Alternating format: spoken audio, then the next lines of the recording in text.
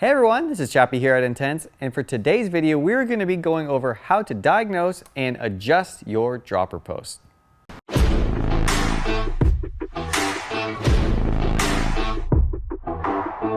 Alright, so let's go over some possible symptoms and how we can go about correcting them. So symptom 1 could potentially be you're depressing the lever and you cannot get the post to move whether you're sitting on it or not. So that is typically related to two things. One, you have a damaged cable, or two, there's not enough cable tension in order to flip the lever, which would open the valve and allow your seat to move freely. So we would go about adjusting this and checking this by confirming that our cable is in the proper position via the cable fixing bolt here, and two, making sure that there's enough free play in our lever and there's enough cable tension to activate the post. All right, so the first step is we want to make sure that our barrel is adjusted all the way in, and this is our cable tension barrel here at our dropper lever, and then just go one turn out. This will give us some flexibility as we go to reset our cable tension. So what we'll do is we'll take our 2mm Allen here, line it up into our cable fixing bolt, loosen this guy 2 turns, and we'll just pull on that cable on the back side. Make sure all the slack is removed. All right, so with the slack removed, we'll go ahead and tighten this fixing bolt into position. Note the very low torque value here at 1.2 Newton meters. This is just essentially snug. So once that's done, we can depress the lever, make sure that there's very minimal free play. And then with that, we have reset the cable tension. All right, so now that we've reset the cable tension up at the lever, let's check to confirm function here. So we'll depress the lever and see if our post activates. So it looks like we're good to go there. So now that we see that the post is moving, let's check to make sure it stops when we release the lever. So yep, everything's functioning as it should. So in this case, we just had an issue with our cable tension here, enough so that the adjustment barrel wasn't allowing to compensate. So we needed to go all the way to ground zero and reset our cable tension. All right, so now we've addressed the issue of your post not functioning at all, whether you press the lever or not.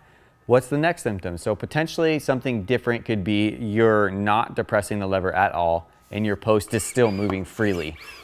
This would be indicative of, again, a cable related issue and or too tight of an adjustment, so too much cable tension. So we would actually address this the same exact way.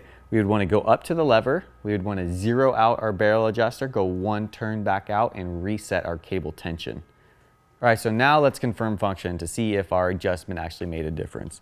So I'll depress the lever, it's functioning, and it does stop when I release it. So everything's good. Again, that was a cable tension, cable related issue. And if you're still experiencing some issues beyond resetting cable tension and it's still not functioning, that would more than likely require replacing your housing and inner wire for your dropper. All right, so what happens if you've made these adjustments and your post is still not functioning? Well, that would typically mean that you need to replace the cable and housing. So the next thing let's go over is fine tuning your dropper post speed. All right, so up at the lever here, we have our barrel adjuster. Now, if we were to increase our cable tension, this would be turning this towards us, our barrel adjuster towards us. This is gonna effectively increase cable tension, which would adversely increase the speed of our dropper post. If we wanted to slow things down a little bit and not have the post function as fast as it potentially could, we would want to decrease cable tension, and that would simply be by rolling our cable tension adjuster away from us or towards the front of the bike. All right, so now that we've gone through some of the symptoms and how to remedy them, let's go over how to finely tune or adjust your dropper post. So this will all be done through cable tension up at the lever, and we will just basically be shooting for our ideal setup, which is 0.5 to 1 millimeter of free play at the lever. This will guarantee that the post functions as it should and we will have no issues down the road. All right, so we'll come over to the lever and take a look at our free play. So what we mean by free play here essentially is the amount of movement this lever has before it builds tension on the cable that would actuate the post. So as you see here, I depress the lever and we have about 2 to 3 millimeters of free play. So we definitely want to reduce that. So we'll do that by increasing our cable tension here by rolling the barrel towards us and then check again. So we're about a millimeter there. So we'll go maybe a half a turn more.